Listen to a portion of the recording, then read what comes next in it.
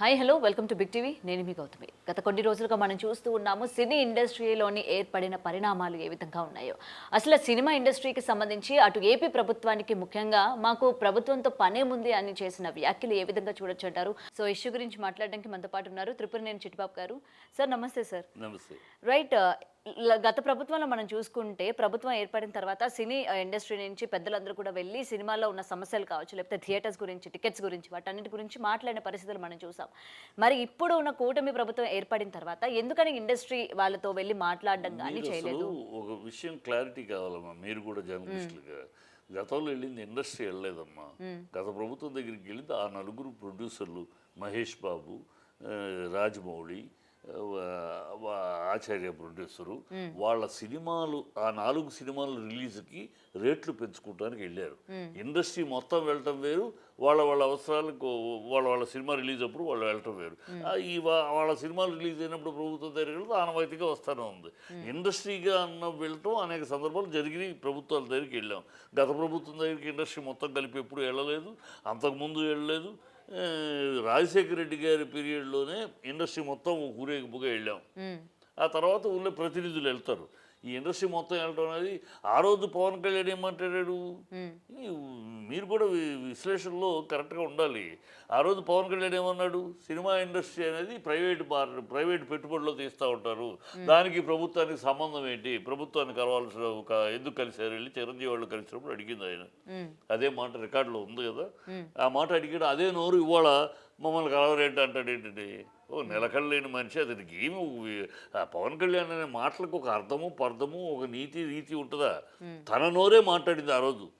మరి అప్పుడు కలిసిన సో కాల్డ్ ప్రొడ్యూసర్స్ ఎవరైతే ఉన్నారో వాళ్ళ సినిమాలు ఇప్పుడేం రిలీజ్ లేదు. అంటే పెద్ద సినిమాలు రిలీజ్ అయ్యే ముందు టికెట్ రేట్ల సినిమా కోసం చిన్న సినిమా ఎవడు సినిమా రిలీజ్ ఉంటే ఆ రోజు వెళ్తారండి.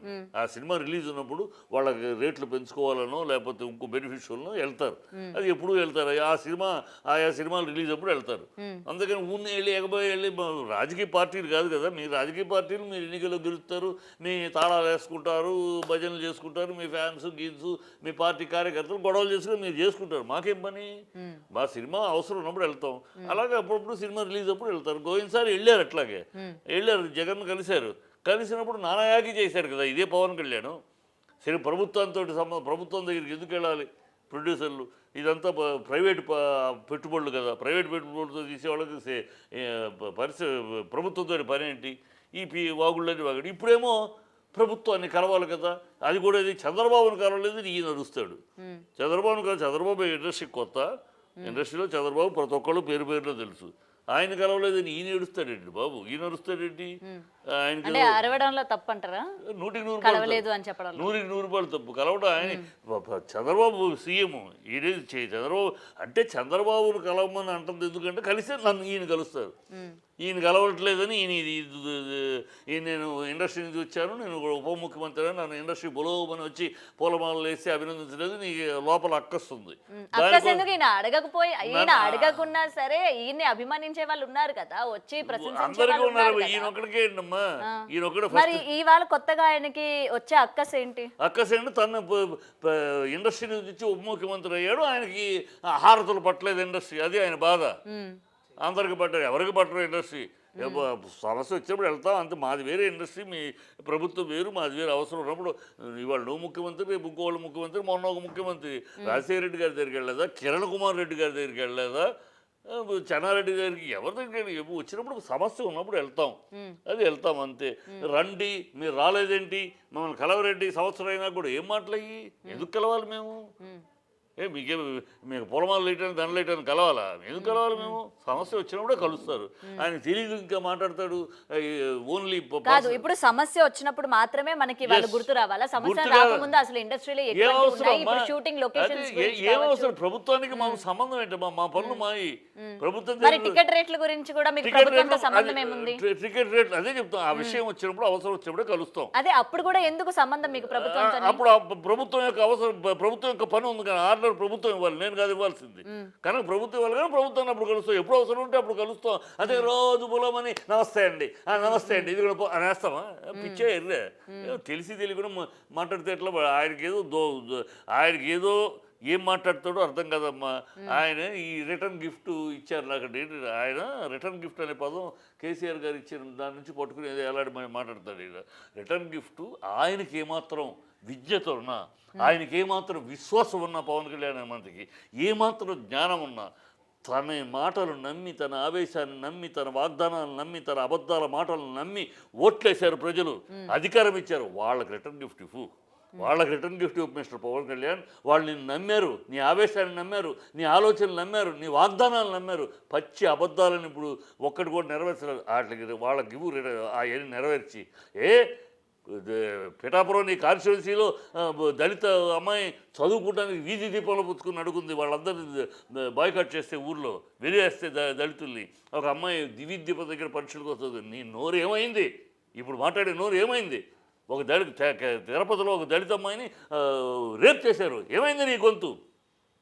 ఇదిగో నేను నాది పూచి అన్నావు, జుట్టు ఎగరేసుకుని చంద్రబాబు నమ్మలా ప్రజలు.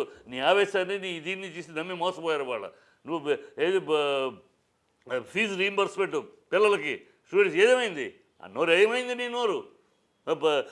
వాళ్ళందరికీ ఉచిత 18 ఏళ్ళు వచ్చిన ప్రతి అమ్మాయికి 1500 అన్నారు. ఎక్కడ పవన్ కళ్యాణ్? ఎక్కడ? నీ నోరు ఏమైంది అడగవే. ఇంట్లో ఎంతమంది ఉంటే అంతమందికి 15,000 అన్నారు. ఒకటి ఇవ్వలేదు. మాట్లాడవే, నీ నోరు మాట్లాడదే. ఉచిత నిరుద్యోగ భృతి అన్నారు. ₹1 ఒకరికి రాలేదు. మాట్లాడవే నీ నోరు. ఏం మాట? ఉచిత బస్సు లేదు, ఉచిత గ్యాస్ 1700 కట్టండి, తర్వాత కావాలి. ఇది ఉచితం అంటారా? అంటే ఈ పథకాలన్నీ కూడా ఏపీ ప్రజలకి ఇంకా అందట్లేదు అంటారా? ఒక్కటి అందట్లేదు. ఏ ఊరుకోలో ప్రజలు మీరు వెళ్ళి తిరగండి ఒకసారి మైక్ పుచ్చుకుని కెమెరా పుచ్చుకుని తిరగండి. తిరిగితే తెలుస్తుంది ఎంత తిడుతున్నారా ప్రజలు. ఏమి చేయలేరు. ఏం చేయగలరు? ఓట్లు వేస్తారు, అధికారం ఇచ్చేసాం. ఈ కర్మ అనుభవించాల్సింది. ఈ కర్మ ఎన్నుంటే అన్నారు. ఈయన బుద్ధి జ్ఞానం, ఈయన ఒక నాయకుడు అయితే, ఈయన ఒక ప్రజానాయకుడు అయితే, ప్రజల కోసం వచ్చాను ప్రశ్నించడానికి వచ్చానని పుట్టినవాడైతే ఈ మాట్లాడాలి. ఆయన నిలకడ లేదు. కులాలు అంటాడు, కులాలు వద్దంటాడు. కానీ మీ దేశం మీద, రాష్ట్రం మీద ప్రేమ లేకపోయినా కులాలను ప్రేమించి కాపు కులస్తులందరూ ఓట్లేస్తే నేను ముఖ్యమంత్రి అని ఈయనే మాట్లాడతాడు. మతాలు వద్దంటాడు.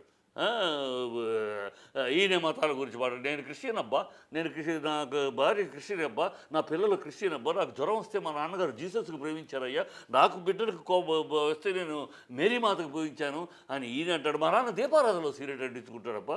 ఏంటి నేను క్రిస్టియన్ అని చెప్పుకుంటాడు. మళ్ళీ తర్వాత మర్నాడు కట్ చేస్తే హిందువులే ఈ దేశంలో, హిందూ మతబద్ధులు ఈ దేశంలో మతకాల కారకులు అంటాడు. అదే నోరు కారకుడు అంటాడు. అదే నోటితో నేను సనాతనం అంటాడు. సనాతనం 3 పెళ్లి చేసుకుంటారా? సనాతనం వేరే క్రిస్టియన్ వేరే మతం వాళ్ళని పెళ్లి చేసుకుంటారా? ఏమి తెలుసు సనాతనానికి? ఏమి నోటికి ఎప్పటికప్పుడు ఏది వస్తే అది మాట్లాడటం తప్పితే ఆయనకు ఒక నీతి, రీతి, నిజాయితీ, నిబద్ధత లేదు. ఆయన అవి మాట్లాడాలి. ప్రజలు ఇప్పుడు నిలదీస్తున్నారు ఎక్కడికడితే. దాని నుంచి డైవర్ట్ చేయడానికి, ఈ సినిమాని ప్రమోట్ చేసుకోవడానికి ఆయనకు ఒక అలవాటు. పవన్ కళ్యాణ్కి ఒక అలవాటు. మీరు గత చరిత్ర ఒక్కసారి అంటే ఆయన సినిమాని ప్రమోట్ చేసుకోవడానికి ఈ విధాన్ని యూజ్ చేసుకుంటారు. కొత్త కాదు ఇది, చీప్ గా కొత్త కాదు. మీరు ఒకసారి అసలు పవన్ కళ్యాణ్ సినిమాకి ప్రమోషన్స్ అవసరం అంటారా? పవన్ కళ్యాణ్కే మెమరీ లేదంటే మీకు కూడా కాదండి చిట్టిబాబు గారు. కాదు పవన్ కళ్యాణ్ సినిమాకి ప్రమోషన్స్ అవసరం ఖచ్చితంగా. అంటే ప్రమోషన్స్ లేకుండా థియేటర్స్ కి వెళ్ళాలంటారా? ఖచ్చితంగా. ఆ సినిమా పరిస్థితి అదే. ఆ సినిమా పరిస్థితి 4 ఏళ్ళుగా తీస్తున్నారు. ఏంటి ఎవరికి ప్రజలు గందరగోళంగా ఉంది కనుక దాన్ని ఏదో ప్రమోట్ చేసుకుంటాం, తప్పులేదు. ఇప్పుడు 12వ తారీఖున సినిమా రిలీజ్ ఉంది. ఇప్పటి వరకు ప్రమోషన్స్ అన్నవి స్టార్ట్ చేయలేదు. కేవలం ఇంత చీప్ పాలిటిక్స్ చేస్తారని మీరు అనుకుంటున్నారా? రిలీజ్ ఉందా? 12వ తారీఖు కన్ఫర్మ్ తెలుసా నీకు? తెలుసా 12వ తారీఖు రిలీజ్ అని? మరి కన్ఫర్మ్ అంటే తెలుసా నీకు? ఎక్కడ అడ్వర్టైజ్మెంట్ ఇచ్చారు 12 రిలీజ్ అని? ఊని ఈ ఇష్యూ వచ్చాక మాట్లాడతారు. ఎక్కడ 12వ తారీఖు రిలీజ్ అని ఊని మాట్లాడుతున్నారు అంతే. ఆయన అలవాటు.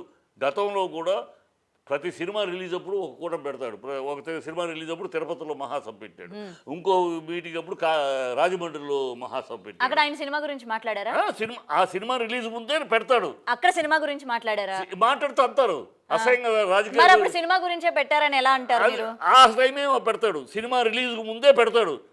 అక్కడ సినిమా గురించి మాట్లాడింది సినిమా కోసం అని ఎట్లా చెప్తారు? ఏం మాట్లాడతారబ్బా? సినిమా గురించి మాట్లాడేది టాక్టిక్స్, అదే ట్రాక్ ట్రిక్ అది. అంటే సినిమా అని చెప్పకుండా ఆ సినిమా ముందు ఆ సినిమా రేపు రిలీజ్ అనక నెక్స్ట్ ఫ్రైడే రిలీజ్ అని ఈ సోమవారం ఆదివారం పెట్టడం, సో ఆటోమేటిక్గా జనాలకు వెళ్తుంది. అది ఇండైరెక్ట్. ఆయన ప్రతి మీటింగ్ ఇంకో రోజు ఎందుకు పెట్టకూడదు? కరెక్ట్గా సినిమా రిలీజ్ అప్పుడు ఎందుకు పెట్టాడు అన్ని మీటింగ్లు? ప్రతి సినిమా రిలీజ్కి పెట్టాడు. చూసుకోండి ఒక్కసారి చరిత్ర అలా మీటింగ్ పెట్టి జనాలతో మాట్లాడడం వల్లే ఆయన సినిమాకి ఇవాళ కలెక్షన్స్ ఉన్నాయంటారా? ఏం పెద్ద సూపర్ హీరో ఆయన రేంజ్ ఎన్నో రేంజ్ తెలుసమ్మా. నా చిరంజీవి బాలకృష్ణ, తర్వాత మహేష్ బాబు ప్రభాస్, ఆ తర్వాత రామ్ చరణ్, జూనియర్ ఎన్టీఆర్, పుష్ప, అల్లు అర్జున్, ఈ ఏడుగురు తర్వాత 8వ స్థానం అయింది. ఆయన ఏమి నెంబర్ 1 స్థానం కాదు. వ్యాపారంగా నెంబర్ 1 స్థానం మీకు కాకపోవచ్చు, ఆయన అభిమానులకి ఆయన నెంబర్ 1 స్థానం కదా. అయితే బిజినెస్ తెలుస్తుంది కదా, వ్యాపారం తెలుస్తుంది కదా, వ్యాపారం తెలుసు. సరే, గతంలోని ప్రభుత్వం టికెట్ రేట్లు తగ్గించేటప్పుడు పవన్ కళ్యాణ్ సినిమాని ఎవరు ఆపగలిగారు కలెక్షన్స్ పరంగా? ఎవరు? ఫ్లాప్ అయిన సినిమాలు 24 సినిమాల్లో 16 ఫ్లాపులు. వాటిని ఎవరు ఆపారు? మరి మరి ఆయన ఎందుకు ఇంకా హీరో అంటున్నారు? మరి ఫ్లాప్ అయినప్పుడు 24 సినిమాలు మరి చేశారు. ఎందుకు ఇంకా అంత క్రేజ్ ఎందుకు తగ్గలేదు ఆయనకి? క్రేజ్ ఉందని మీరు అనుకుంటున్నారు. ఓ క్రేజ్. సరే, ఇప్పుడు నేను అనుకోవడం వేరు, మీరు అనుకోవడం వేరు. బయట జనాలు ఎందుకు అనుకుంటున్నారు? వన్ ఆఫ్ ది హీరో అంతే. ఏమి క్రేజ్? ఎవరికి ఉన్న క్రేజ్? చిరంజీవికి ఉన్న క్రేజ్ ఉందా తనకి? మహేష్ బాబుకు ఉన్న క్రేజ్ ఉందా తనకి? ప్రభాస్ కు ఉన్న క్రేజ్ ఉందా తనకి? ఊనే క్రేజ్ క్రేజ్ అని మీరు డబ్బా. ఒకసారి పవన్ కళ్యాణ్ సినిమాకి వెళ్దాం అయితే మన ఇద్దరం కూడా, ఎంత క్రేజ్ ఉందో చూద్దాం. మరి అదే కళ్ళతోటి ప్రభాస్ సినిమాకి వెళ్దాం, మహేష్ సినిమాకి వెళ్దాం. ఆ క్రేజ్ ఈ క్రేజ్ కంపేర్. అదే అంటున్నా. ఇప్పుడు ఈ క్రేజ్ ఏముందని ప్రశ్నించడం వాళ్ళందరికీ కూడా సమాధానం దొరికింది. క్రేజ్ ఉంది, అతను రేంజ్ ఒక రేంజ్. ఊరిని ఎత్తేయకండి ఆకాశానికి. అదేదో అంత స్థానంలో ఉన్నారు. మామూలు one of the successful heroes ఇండస్ట్రీలో ఆ 10 మందిలో ఒకడు. అంతేగాని మొదటోడు కాదు, రెండోడు కాదు, మూడోడు కాదు, నాలుగోడు కాదు.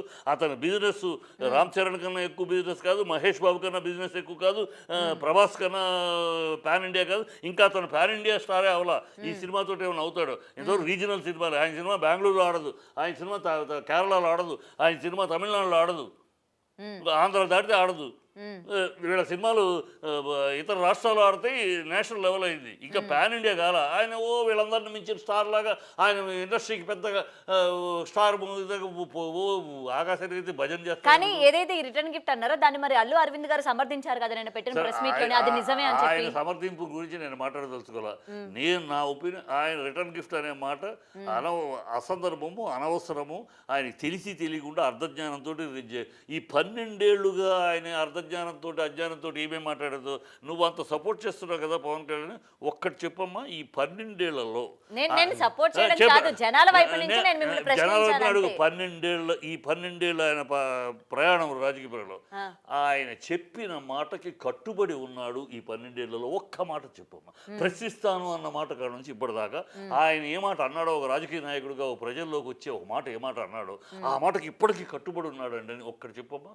ఒక్కటి కాకపోతే నా చెవి కోసుకుంటా. ఒక్కటి కాకపోతే మాట అంటాడు, మారుతాడు. మాట అంటాడు, నిన్న ఒకటి అంటాడు, రేపు ఒకటి అంటాడు, ఎల్లుండి ఒకటి అంటాడు. అతను మతిమరుపు ఉందో లేకపోతే సినిమాకి డైలాగులు మారుస్తూ ఉంటాం అలా అనుకుంటున్నాడు.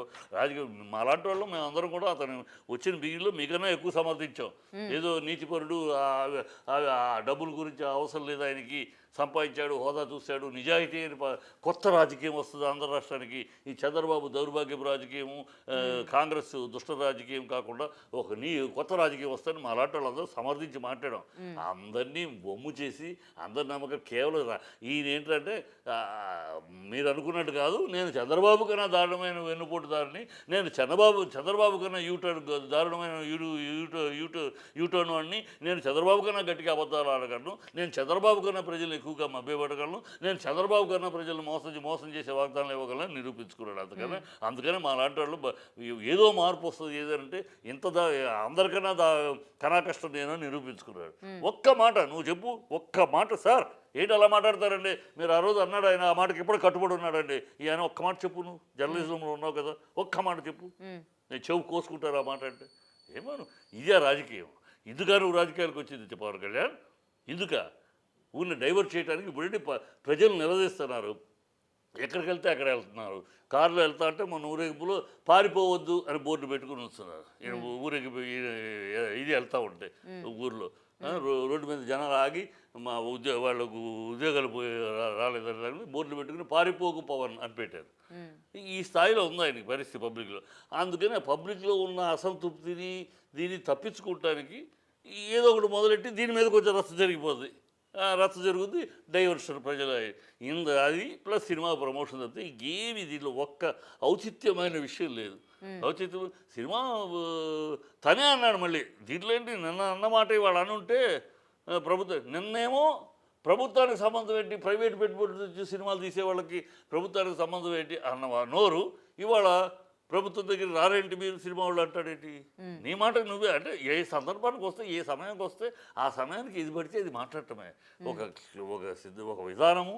నా పవన్ కళ్యాణ్ అంటే ఇది, పవన్ కళ్యాణ్ ఇలా మాట్లాడతాడు, దీనికి కట్టుబడి ఉంటాడు, ఇది సిద్ధాంతం, ఇది అతని విధానం, ఇది ఏమీ లేకపోతే. సార్ ఇంకొకటి కూడా అంటున్నారు, కరెక్ట్గా ఈయన సినిమా రిలీజ్ అయ్యే టైంకి ఈ విధమైన ఇష్యూస్ అన్ని కూడా రావడం వల్ల అంటే మళ్ళీ పవన్ కళ్యాణ్ సినిమాని ఆపే ప్రయత్నం చేస్తున్నారు అని కూడా మాట్లాడుతున్నారు. సినిమా ఆపే ఏమీ లేదు, అయిపోయింది. వాళ్ళు ఎగ్జిబిటర్స్ ఎగ్జిబిటర్స్ మేము మెయింటైన్ చేయలేకపోతే ఇది వాళ్ళది కాదు. పవన్ కళ్యాణ్ తెలియకపోతే తెలుసుకోవాలి, పవన్ కళ్యాణ్ చుట్టూ భజన కొట్టేవాళ్ళకి తెలుసుకోవాలి. ఇది 15 ఏళ్ళుగా ఈ ప్రోగ్రాం ఉంది. ఇది ఎప్పటికప్పుడు వెళ్ళటము, కలవటాలు, వెనకాల మళ్ళీ పెద్దవాళ్ళు అడుగు పెట్టడం, ఈ పర్సంటేజ్ సినిమాలు బతికించుకోవడానికి పోరాటం సాగుతూనే ఉంది, ఆగుతూనే ఉంది. అది ఇవాళ మళ్ళీ వాళ్ళు అన్నారు, ఏమన్నారు, మేము సినిమాలు థియేటర్ రన్ చేయలేము మా నష్టాలు. ఇది ఎప్పటి నుంచి చాలాసార్లు స్టేట్మెంట్లు ఉన్నాయి, కానీ ఆపుతామన్నారు. ఆపుతామని ఏమన్నారు, ప్రొడ్యూసర్ని అంగీకారం ఆపుతాం, ప్రొడ్యూసర్లు ఒప్పుకోలేదు. లేదు ఇప్పుడు వద్దు, సినిమా మనం ఆపటాలు కాదు, థియేటర్లు ఆపటాలు కాదు, మీరు రన్ చేద్దాం, రన్ చేసి సమస్యను పరిష్కరిద్దాం, దానికి ఒక కమిటీ వేద్దాం అన్నారు. రేపు 30వ తారీఖు ఎగ్జిక్యూటివ్ కమిటీ మీటింగ్ ఉంది, ఆ మీటింగ్లో ఒక కమిటీని వేసి దీన్ని ఎట్లా చేద్దాం, ఏం చేద్దాం ఆలోచిద్దాం అన్నారు. అంటే ఏం ఆపట్లేదని చెప్పేశారు. ఆపట్లేదని చెప్పినా కూడా ఆపేస్తారట, నా సినిమా కోసం ఆపేస్తారట. ఈ వీళ్ళే ఒక బిల్డప్ ఇచ్చుకుని, వీళ్ళ గురించే వీళ్ళు ఒక బిల్డప్ ఇచ్చుకుని దాన్ని ఒక హంగామా లేదు, అయిపోయింది. 2వ రోజే తెలిసిపోయింది. వాళ్ళు ఏదో అన్నారు, ఒక వ్యక్తి ఎవడో నోరు జారి అన్నాడు మేము ఆపేస్తామని అంటారు కదా మీటింగ్లో 10 మందిలో ఒకళ్ళు అన్నారు, అంతేగాని ఆపలేదే. నెక్స్ట్ ఇమీడియట్గా ప్రొడ్యూసర్ కౌన్సిల్ మేమందరం మీటింగ్ పెట్టుకున్నాం. ఇది అతను అన్నమాట కాదు, అఫీషియల్ అతను అనే 10 మందిలో ఒకడు అన్నాడు కదా, అది కాదు, మనం ఆపటాలు అనేది థియేటర్లు మూసేయటాలు అనేది కాదు, మనం థియేటర్ నడిపిస్తూనే మన సమస్యలు పరిష్కరించుకోవాలి, దానికి ఒక కమిటీ చేద్దాం అని ఒక నిర్ణయం తీసుకుంది. అది మర్నాడే. ఆ తర్వాత ఫైనల్ డెసిషన్ ఎప్పుడు తీసుకుందాం అంటే 30వ తారీఖు వైజాగ్లో అక్కడ film chamber executive committee meeting పెట్టారు. ఆ మీటింగ్లో విధి విధానాలు డిసైడ్ చేద్దాం. ఇంకా ఆపటాలు ఎక్కడ ఉంది, లేని కానీ బిల్డప్ చేసుకుని వీళ్ళ అలవాటు ఏంటంటే, వీళ్ళ ఈ గ్రూప్ అలవాటు, వీళ్ళే గెలుతారు, ఎవరో వీళ్ళ మనుషుల ద్వారా గెలిస్తారు.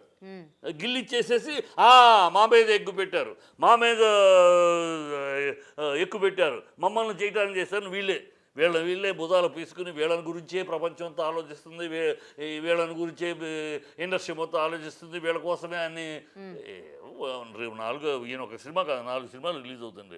4ట్లో ఈయనది ఒక హీరో, ఇంకో హీరో సినిమా కూడా పెద్ద హీరో సినిమా, 4 సినిమా ఇది ఒకటి, అయితే 4 అవుతాయి, లేకపోతే 4 రిలీజ్. ఈయన్ని కాన్సన్ట్రేట్ చేయాల్సిన అవసరం ఇండస్ట్రీకి లేదమ్మా. ఈ అందుట్లో ఇండస్ట్రీ ఎప్పుడు కూడా ఒకళ్ళ సినిమా నాశనం చేయాలని ఇంకో ప్రొడ్యూసర్ ఎవడో అనుకోడు.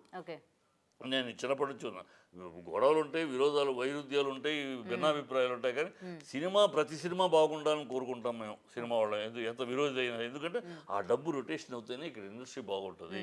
అండ్ ఫైనల్లీ సార్, థియేటర్స్ గురించి ఏం ఆలోచన చేశారు? అంటే ఏదైతే షేర్స్ కావాలని అడుగుతున్నారు, ఎందుకంటే థియేటర్స్ కూడా ఈ మధ్య బతకాలి కదా, ఒక సినిమా ఇంతకు ముందు ఆడట్లేదు కాబట్టి. సమస్య దాంట్లో ఉన్నది, సమస్య తెలుసుకోమ్మా నువ్వు కూడా. ఎందుకు వచ్చింది ఈ సమస్య? ఎప్పటి నుంచో మేము అడుగుతున్నాం. చిన్న సినిమా వాళ్ళు పర్సంటేజ్ అంటే అప్పుడు ఎగ్జిబిటర్స్ ఒప్పుకోలే, ఇప్పుడు ఒప్పుకున్నారు. కానీ ఒప్పుకున్నా కూడా జటిలంగా సమస్య ఎక్కడుందండి. ఇప్పుడు సినిమా పర్సంటేజ్ గతంలో 20 ఏళ్ల క్రితం పర్సంటేజ్లో ఆడాం సినిమాలో. ఆడినప్పుడు పెద్ద హీరోలకి 30-40-60 మిగతా వాళ్ళకి పర్సంటేజ్ అయితే, పెద్ద హీరోల సినిమాకు ఒక 10% ఎక్స్ట్రా ఇచ్చి 70-30 కూడా చేసిన సందర్భాలు ఉన్నాయి. పెద్ద సినిమా కనుక ఇద్దామని అవన్నీ బాగున్నా ఆ పద్ధతులు వెళ్తాయి. కానీ ఇక్కడ ఏమవుతుంది, ఏ షేరు పర్సంటేజ్ అనేది దేంట్లో, థియేటర్కి ఒక షోకి ఇంత కలెక్షన్ అని ఉంటుంది. ఒక షోకి మామూలుగా జనరల్ కలెక్షన్ 5,000 అనుకో, రఫ్గా ఒక షో కలెక్షన్ 5,000 అనుకో, 5,000లో 60-40 అనేదానికి లెక్క. ఇప్పుడు వీళ్ళు ఎగ్జిబిటర్స్ ఒక స్టెప్ ఎక్కువ వేసి ఏమడుగుతారు, మీరు ఈ రెంట్లో కాదు, మీరు సినిమా రిలీజ్ అప్పుడు టికెట్లు రేట్లు పెంచుకుంటున్నారు కదా, ఆ మొత్తం కలెక్షన్ మీద మాకు షేరు అంటున్నారు.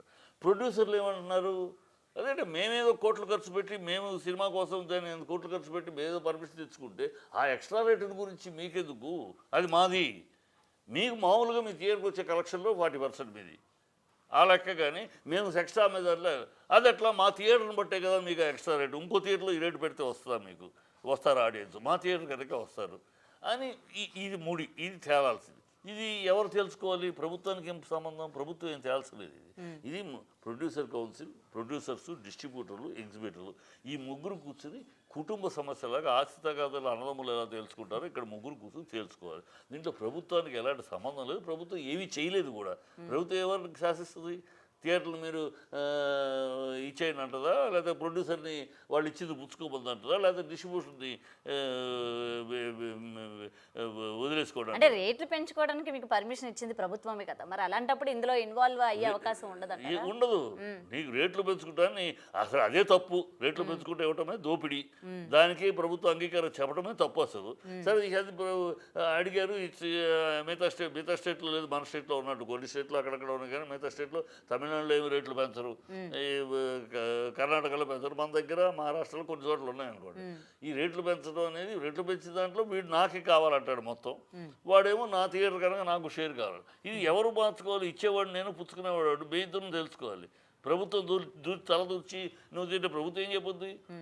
కానీ ప్రభుత్వానికి అంటే ఈ ట్రేడ్ బాడీస్ని వీళ్ళు కూర్చుని చేసుకోవాల్సింది ప్రభుత్వం వచ్చి చేయగలిగి. ఈయన అన్నాడు ఆ మాట, పవన్ కళ్యాణ్ ఇవాళ నోరు మారి పెదాలు మారి నరలేనికి మాట. అంటే మీరు అన్నది ఎలా ఉందంటే, పెంచడం వరకు ప్రభుత్వం సపోర్ట్ మాకు కావాలి, పెంచిన తర్వాత గొడవలకి మాకు ప్రభుత్వంతో పని లేదు అన్నట్టు. సపోర్ట్ కాదు, నథింగ్ సపోర్ట్. దాంట్లో సపోర్ట్ అనే పదం వాడకండి.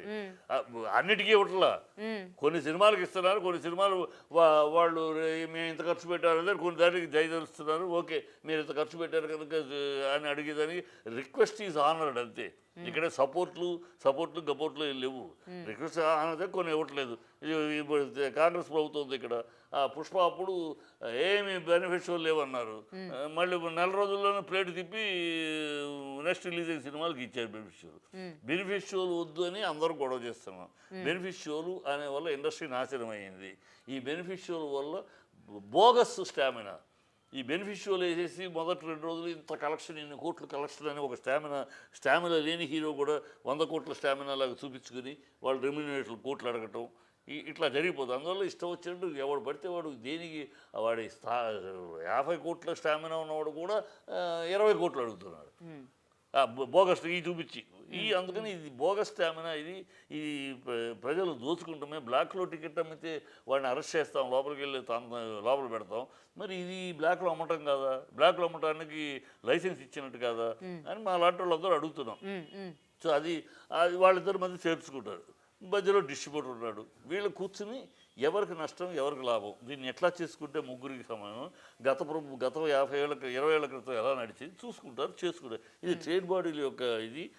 వాళ్ళ ప్రతినిధులు మాట్లాడుకున్నాక మళ్ళీ మా చోట మీటింగ్ ఉంటుంది, ఛాంబర్ ప్రొడ్యూసర్ కౌన్సిల్ మీటింగ్ ఉంటుంది, డైరెక్టర్స్ అసోసియేషన్ మీటింగ్లో ఇది ఈ మీటింగ్లో తెలిసింది, దీన్ని మేము మా ఒపీనియన్ తీసుకుంటాం, దాన్ని బట్టి ఒకటి వస్తుంది.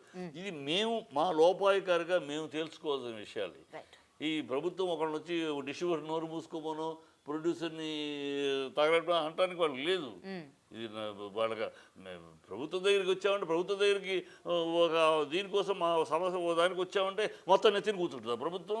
ఏం భలే ఉందో మీరు, ప్రభుత్వం అడిగారు కదా, వాళ్ళు ఇచ్చారు కదా కనుక మీ నెత్తిని కూర్చుంటే తప్పు ఏంటంటే మాకేం అవసరం? వాళ్ళు మా నెత్తిని వాళ్ళు మేము కడుతున్నాం ట్యాక్స్, మేము ఇంకా ఎంటర్టైన్మెంట్ ట్యాక్స్ కడుతున్నాం ప్రభుత్వానికి కనుక మేము ట్యాక్స్ కడుతున్నాం కనుక మాకు హక్కు ఉంది, మాకు ఇది ఉంది కొంచెం చేయండి అని. చేస్తారు, లేకపోతే అన్నీ చేయట్లా. మేము 12 ప్రభుత్వాన్ని అప్పీల్ పెట్టారు చిన్న సినిమాల కోసం. 12 వారాలు చిన్న సినిమాలకి ఇవ్వాలి ప్రతి థియేటరు, 52 వారాలు 12 వారాలు ఇవ్వాలి. ఏం చేయట్లేదు ప్రభుత్వం. తెలిస్తే మరి ప్రభుత్వం చేయొచ్చు కదా, అది మాకే సంబంధం, మీరు చూసుకోండి అని అంది. రాజశేఖర రెడ్డి గారి ప్రభుత్వంలో అదే అన్నారు. తర్వాత మీలో మీరు కూర్చొని మాట్లాడుకోవచ్చు కదా, ప్రభుత్వంతో అవసరం లేదన్న, అవసరం లేదు, ప్రభుత్వంతో అవసరం లేదు. మరి థియేటర్స్ ఏవైతే చిన్న సినిమాలు ఏమీ లేదని మీరు బిల్డప్లు ఇస్తున్నారు. ఏమీ లేదు, సినిమా థియేటర్లు ఏమీ ఆపట్లేదు, ఏమీ లేదని లేదు అని అంత క్లియర్గా చెప్పినా కూడా థియేటర్లు ఆపేస్తున్నారు, పవన్ కళ్యాణ్ కోసం ఆపేస్తున్నారు. ఏమి బిల్డప్లు నాకు అర్థం కాదు. ఈ గోల ఏంటని, సినిమా థియేటర్లు ఏమీ ఆపటం లేదు అని 1-10 సార్లు చెప్పడం జరిగిపోయింది. అయినా ఈ గోల ఏంటి, ఏదో ఆయన కోసం అన్నట్టు ఆయన మీద కాన్సన్ట్రేషన్, పవన్ కళ్యాణ్ మీద. ఎవరికమ్మా పవన్ కళ్యాణ్ మీద concentration? One of the hero, is not the one and only hero of Telugu, is one of the hero. ఏ హీరోకి రాని సమస్య ఈయనకి ఎందుకు వస్తుంది? ప్రతి సినిమా ఈ సినిమా రిలీజ్ అప్పుడే వస్తుంది సమస్య. మిగతా ప్రజలు కూడా అదే ప్రశ్నిస్తున్నారు, ఏ హీరోకి లేని పవన్ కళ్యాణ్ ఈ సెర్చ్ తను ఎప్పటికప్పుడు 12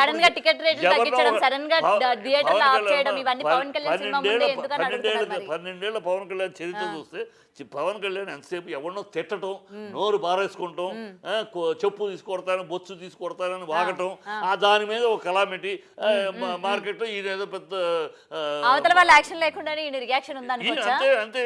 ఈయన నోరు జారటము అదే రాజకీయం అనుకున్నాడు. ఈయన నోటికొచ్చినట్టు మాట్లాడటం, ఎవరిని పడితే వాడిని ఏదైనా మాట్లాడటం అదే రాజకీయం అనుకున్నాడు. అదేదో మొన్న ఎలక్షన్ లో కలిసి వచ్చింది. ఇక దాంతో మనం మరి అదే రాజకీయం అనుకున్న వాళ్ళకి ఎందుకు కలిసి రాలేదు?